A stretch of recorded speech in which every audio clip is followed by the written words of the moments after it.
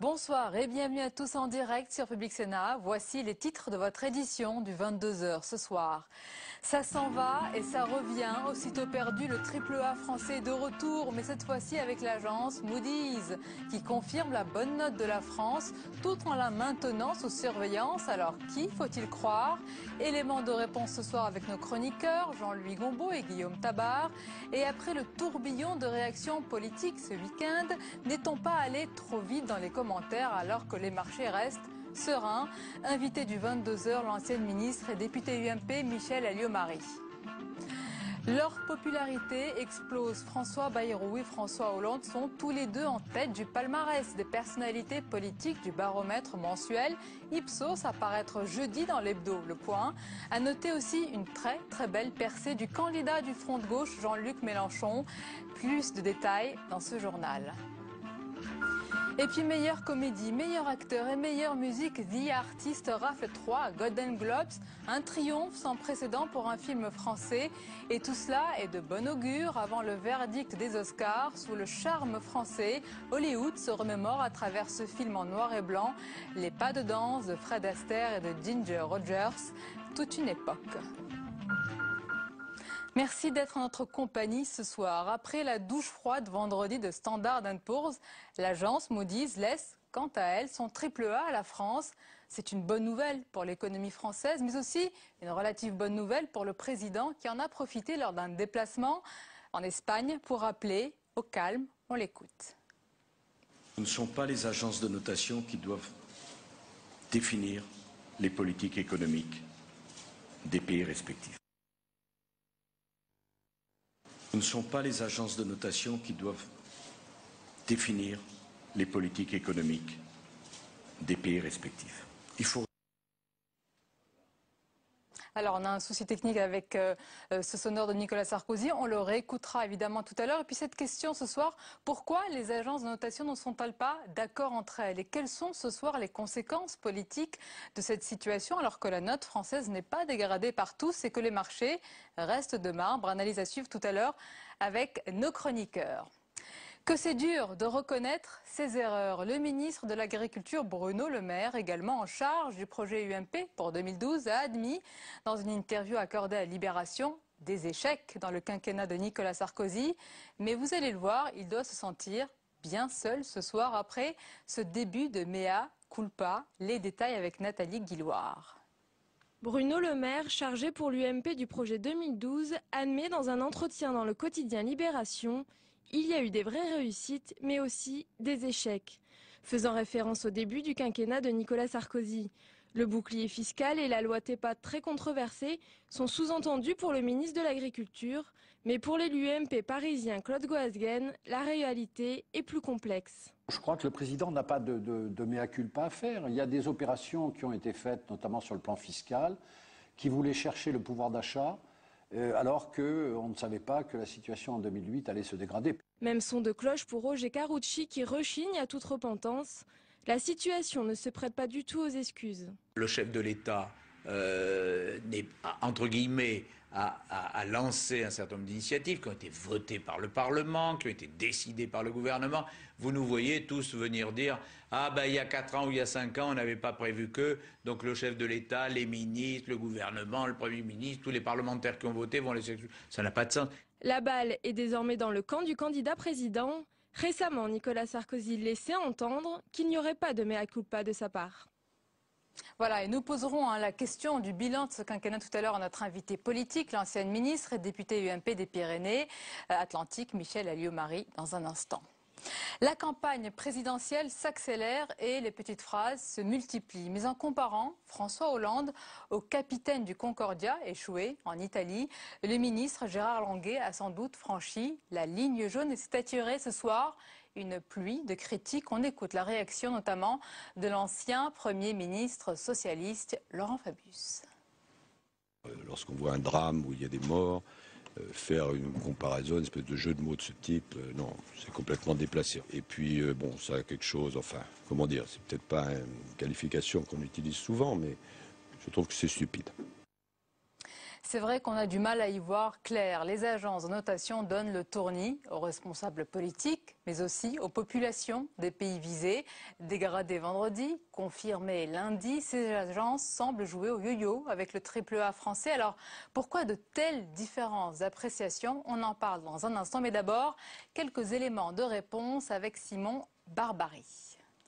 Dégradé, pas dégradé, l'économie française ne sait plus où donner de la tête. 3 jours après la dégradation de la note française par Standard & Poor's, ce matin c'est l'agence de notation Moody's qui confirme le AAA français. Ces différences d'appréciation remettent sur le devant de la scène la question de la méthodologie des agences de notation. Standard & Poor's utilise 47 critères et prend en compte aussi bien les dimensions économiques que les facteurs politiques. 50 critères pour Moody's, essentiellement basés sur la structure économique du pays.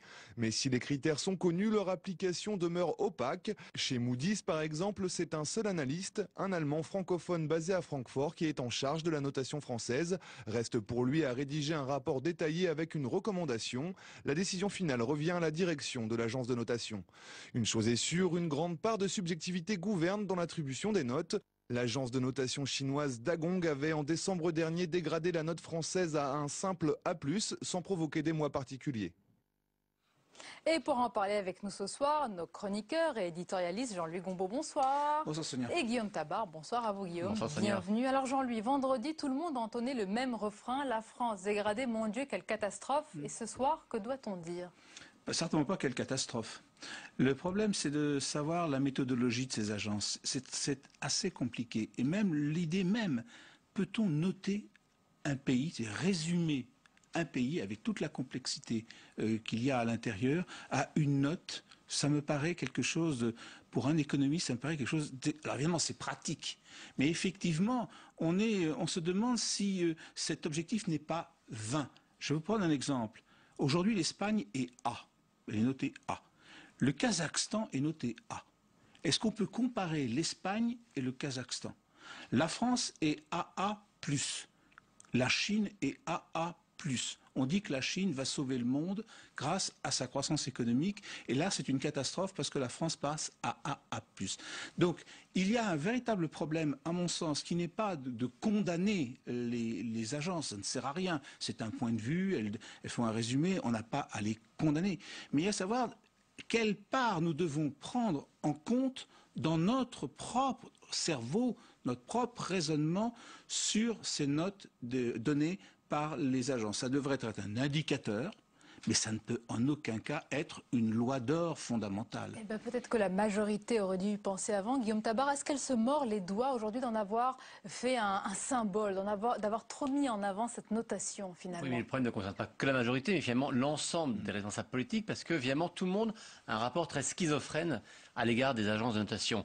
C'est vrai, Nicolas Sarkozy, le premier, avait fait de sa politique le symbole de ce qu'il fallait faire pour préserver le AAA français. Bon, à l'arrivée, il est obligé, au contraire, de dédramatiser la dégradation de la France.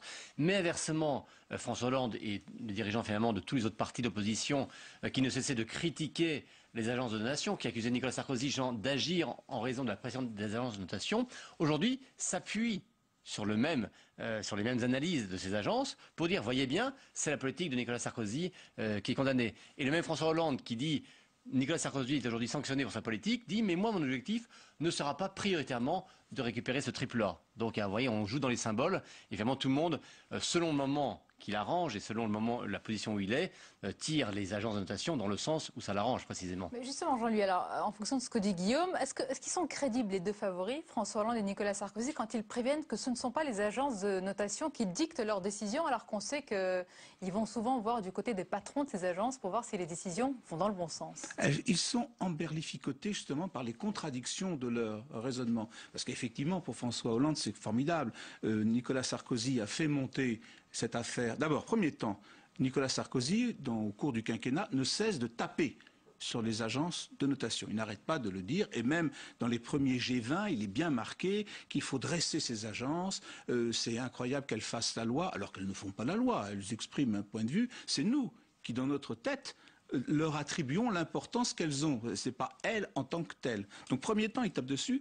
Ensuite, il les met en avant, quelque part. Il faut garder notre triple A, notamment pour faire passer la réforme des retraites. Et maintenant qu'il est frappé, il dit oui, ce n'est pas les agences de notation qui vont faire la loi. Pareil pour François Hollande, il est emberlificoté également. Parce que si jamais il était élu président de la République, il ne faut pas oublier qu'on est AA+, sous surveillance. Autrement dit, c'est une affaire de 3-4 mois. Ah, vous pensez qu'on peut avoir une autre dégradation sans impôt? Ça sera l'estocade finale, Jean-Luc?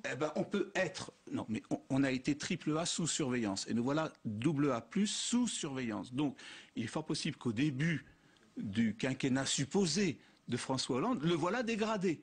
Donc on va dire, c'est parce que votre politique, parce que c'est marqué dans les appréciations des agences, ils jugent la crédibilité des politiques. Donc on pourra, à juste titre, lui dire, dites donc, votre politique n'est pas très crédible, puisque nous venons, à l'instant où vous arrivez, vous venez d'être dégradé. Donc ils sont pris dans un jeu de contradiction, alors qu'il suffit tout simplement de dire, c'est un point de vue, qui mérite évidemment d'être examiné. Ils auraient dû le dire. Voilà. Trop tard.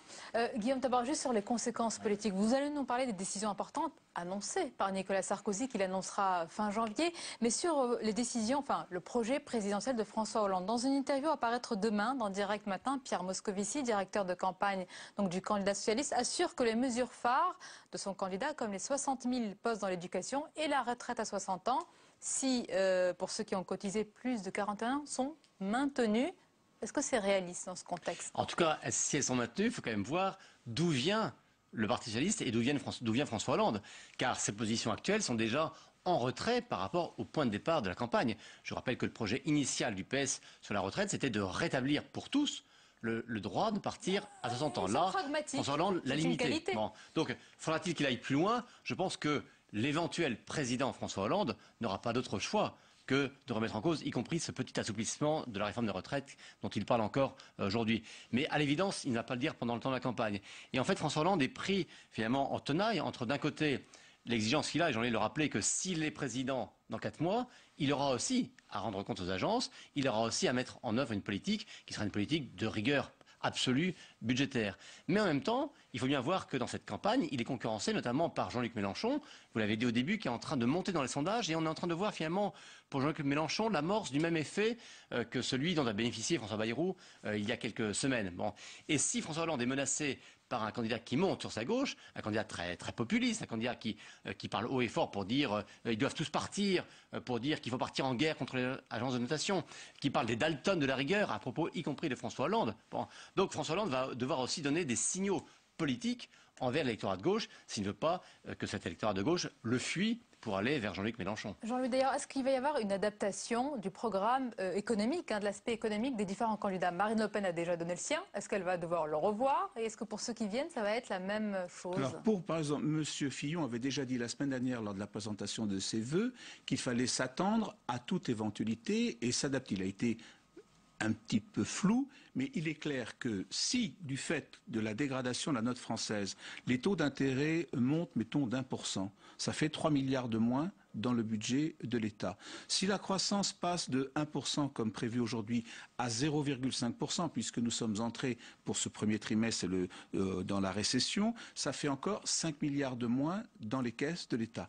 Donc ça nous fait 8 milliards à trouver d'ici pour remplir l'objectif 2012 déficit.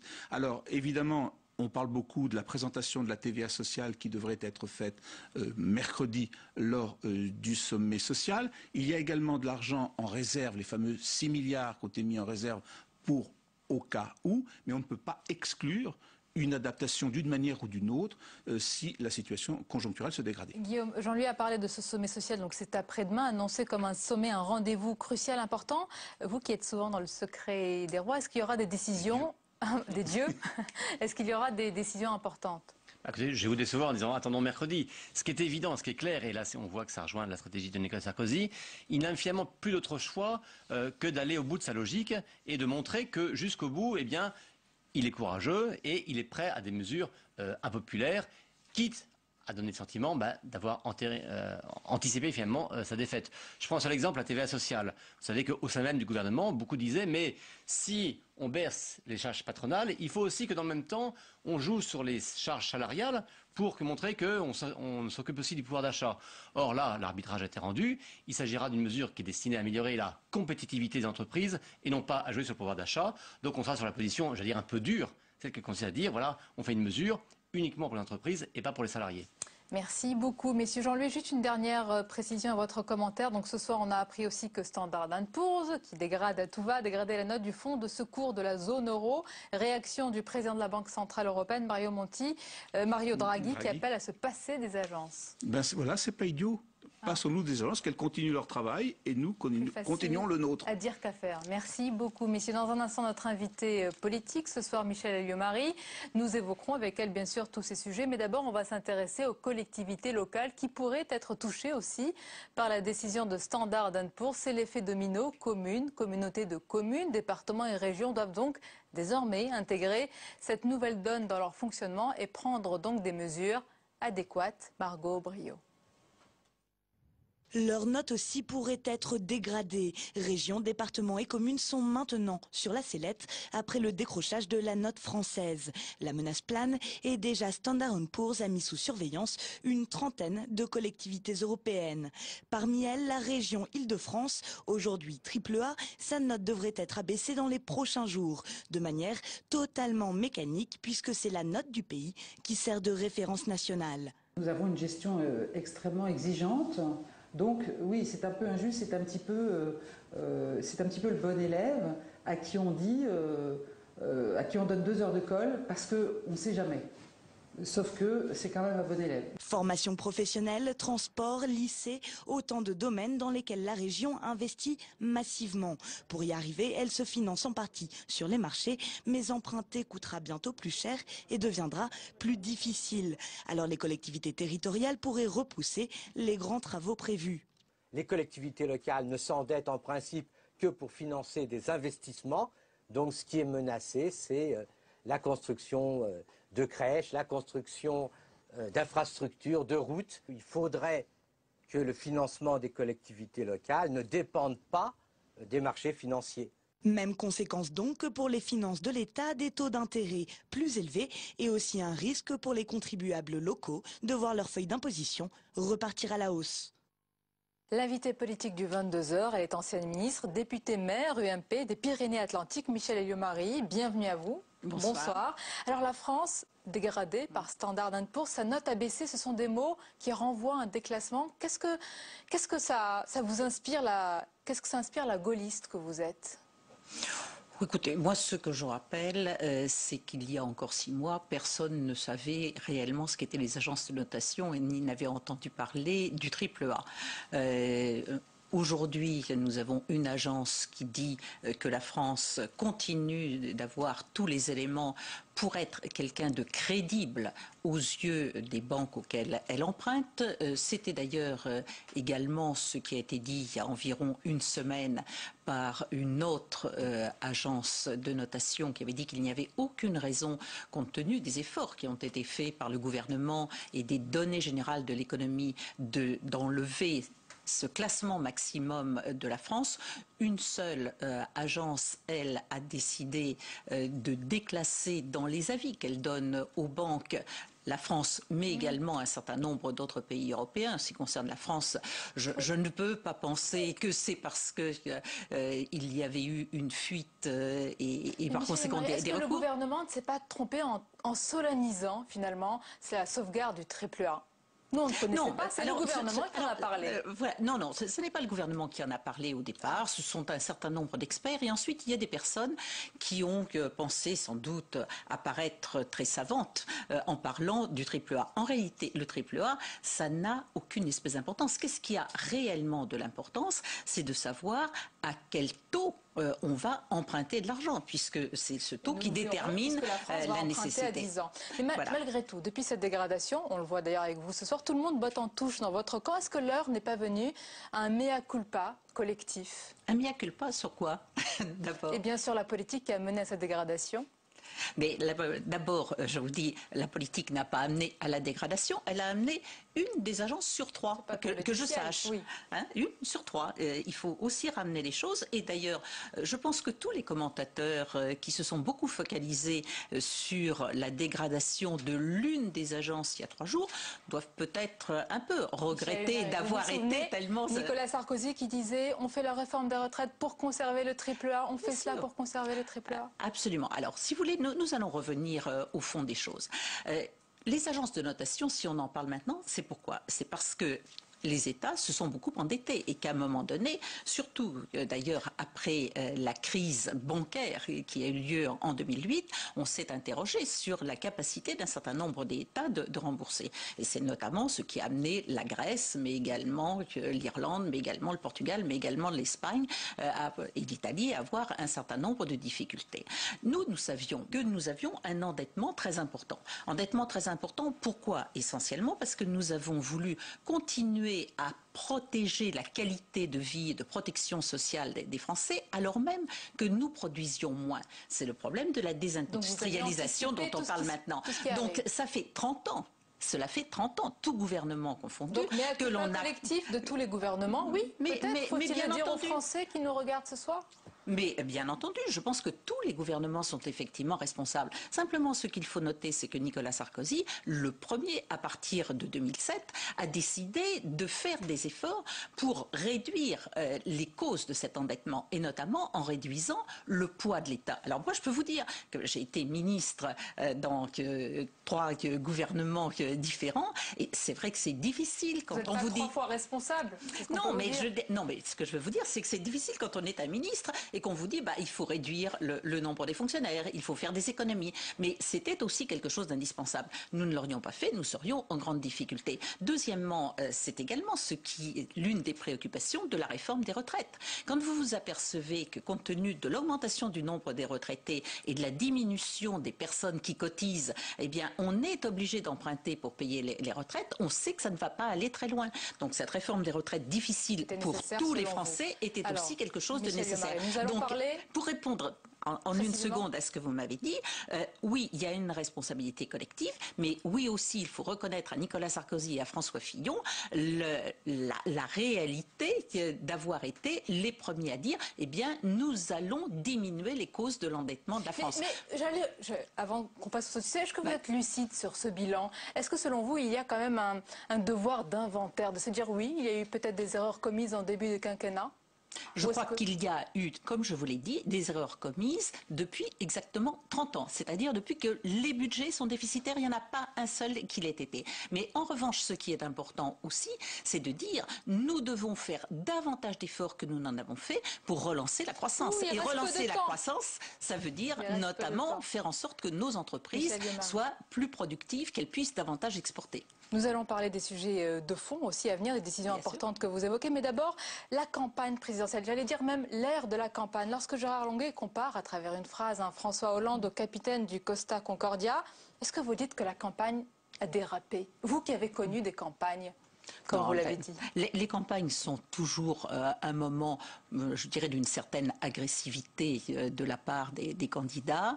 Bon, c'est une chose, mais je pense qu'il ne faut pas s'attacher à ça. En tous les cas, moi, je suis contre les formules de communicants et les petites phrases toutes faites. Je pense que ceux qu'attendent, non, Gérard Longuet, mais il n'est pas le seul. Tout le monde le fait. Je pense qu'il faut essayer de... Capitaine du Costa Concordia, vous trouvez que c'est... Écoutez, moi je ne veux pas rentrer là-dedans parce que je pense que ce qui intéresse les Français, c'est pas les échanges d'expressions ou de petites phrases, mais c'est de savoir sur le fond qu'est-ce qui est proposé. Donc il peut retirer sa phrase, il devrait le faire. Mais alors là, c'est vraiment pas mon problème. Moi, ce que je préférerais, c'est que nous regardions d'une façon comparative ce que propose aujourd'hui le gouvernement, puisque nous n'avons pas encore de candidats, ce que proposent d'autres candidats, par exemple dans le domaine de l'énergie, qui est un un des atouts de la France. Nous disons il faut continuer à avoir une énergie propre et pas chère, qui est de l'énergie nucléaire. Nous voyons un autre, voire plusieurs autres candidats qui disent on doit supprimer l'énergie nucléaire en ce moment, France. c'est le social et l'économie qui préoccupent d'abord les Français, même Bien si l'énergie est important. Je voulais vous poser une question. On est à 3 mois de l'échéance présidentielle. Est-ce que Nicolas Sarkozy est en droit, et même en situation, de prendre dans ce domaine-là des décisions qui vont impliquer le prochain président ?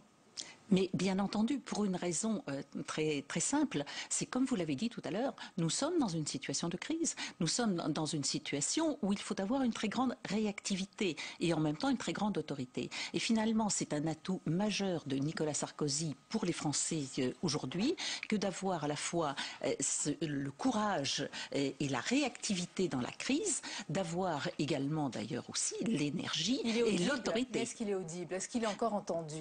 Mais il est très entendu. Et d'ailleurs, ce qui est caractéristique, c'est de lire la presse étrangère. Vous savez, moi, j'ai cette habitude de lire la presse étrangère depuis beaucoup d'années. Et moi, ce qui me frappe... avec lui, hein, non, la presse, uniquement la presse anglo-saxonne, dont nous savons bien ce qu'elle est d'ailleurs et depuis longtemps à l'égard de la France et de tous les présidents français. Là aussi, j'ai une expérience en la matière.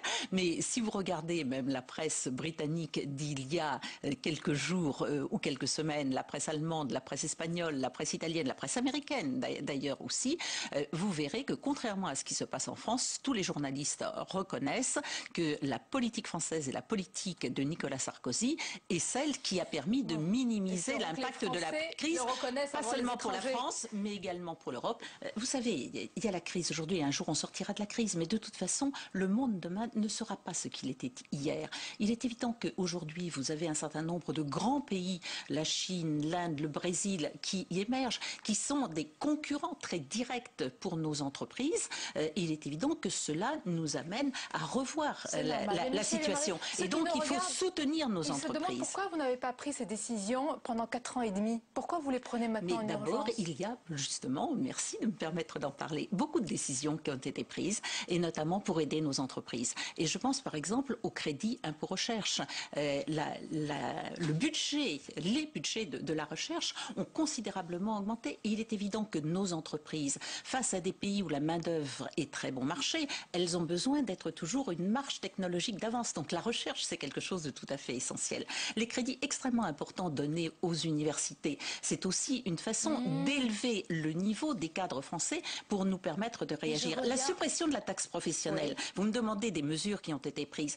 À quoi est-ce qu'elles devaient servir? Justement, à permettre de baisser un certain nombre de... Alors, bien entendu, parce que le monde bouge aussi, il faut toujours s'adapter parce qu'il y a des crises. Il faut savoir réagir aux crises et prendre de nouvelles décisions. On ne peut pas dire qu'il n'y a pas... Lors de ce sommet social, pour vous, Michel Alliot-Marie, qui avait fondé le Chêne, c'est un mouvement politique, quelle décision doit être prise justement à ce sommet social? Moi, je pense qu'il y a 2 décisions. D'abord, il y a des décisions concernant la revalorisation de la place des hommes au sein de l'entreprise. Vous savez, en tant que gaulliste, je suis très attachée à la place de l'homme parce que ce sont les hommes, c'est les femmes qui effectivement font la dynamique des entreprises, donc font la dynamique de notre économie. Et je pense qu'ils ont besoin d'être reconnus, qu'ils ont besoin d'être reconnus dans leurs entreprises, qu'ils ont besoin aussi d'être reconnus par l'État. Ils ont besoin d'avoir une visibilité et de ne pas être dans des situations d'incertitude. Ils ont besoin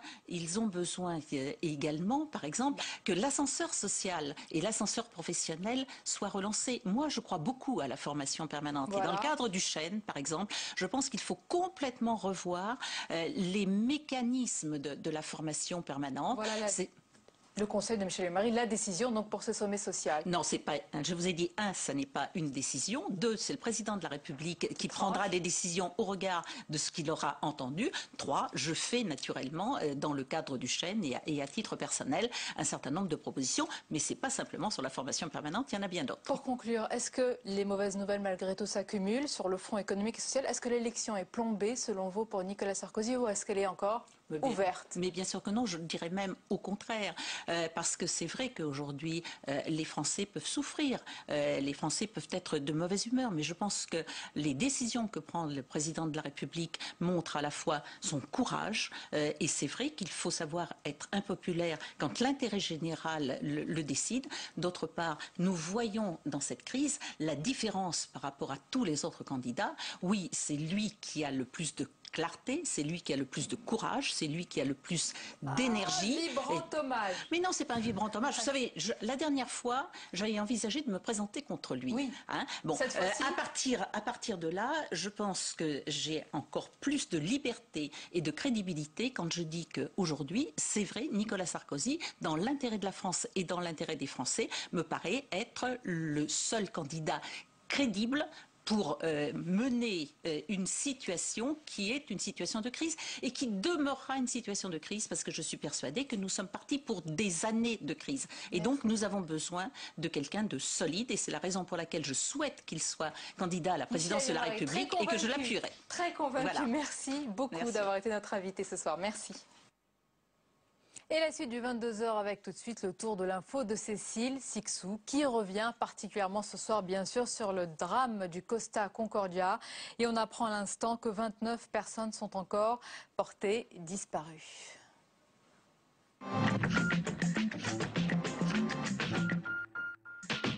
Les recherches ont repris cet après-midi aux abords du Concordia, au large de l'île de Giglio. 15 passagers manquent toujours à l'appel. Pour le moment, la catastrophe a fait 6 morts. Pour la compagnie Costa Croisière, le responsable, c'est le capitaine de bateau qui aurait dévié de sa route. Le fait qu'il soit sorti de sa route est dû à une manœuvre du capitaine, interdite, non autorisée et inconnue de Costa Croisière. En plus d'être une catastrophe humaine, le naufrage pourrait aussi être un désastre écologique. Les autorités craignent que le pompage du gazole déstabilise le bateau et se répande. Faire le plein va vous coûter encore plus cher. Les prix de l'essence ont atteint des records. 1,55 € le litre de samplon 95 ou encore 1,59 € pour un litre de samplon 98. Il dépasse désormais les sommets atteints en mai 2011. Deux raisons expliquent cette hausse. Les situations fragiles en Iran et au Nigeria, deux des gros fournisseurs de pétrole mondiaux, mais également la faible valeur de l'euro. Pour endiguer le déficit public, Dominique de Villepin propose l'instauration des 37 heures de travail. Lors de ses vœux ce matin, le candidat République solidaire à la présidentielle a présenté son programme et condamné la politique de Nicolas Sarkozy. Le chemin qui a été choisi, le cap qui a été fixé, l'objectif qui a été désigné n'a pas été atteint. Et non seulement il n'a pas été atteint, mais il conduit aujourd'hui à l'humiliation de la France et à la dégradation de la nôtre de notre pays. Cela, je ne l'accepte pas. Et je fais partie de ceux qui pensent que l'honneur de la politique, c'est le résultat. Selon l'ancien Premier ministre, la perte du triple A change la donne. Elle justifie pleinement sa candidature en marge de l'UMP. Un homme assis sur un aspirateur qui visiblement ne semble pas vouloir l'utiliser. C'est la nouvelle campagne du laboratoire de l'égalité qui s'attaque à l'inégalité homme-femme. Elle sera lancée demain sous toutes les déclinaisons, internet, journaux, télé. L'association compte également solliciter tous les candidats à la présidentielle avec un pacte pour l'égalité.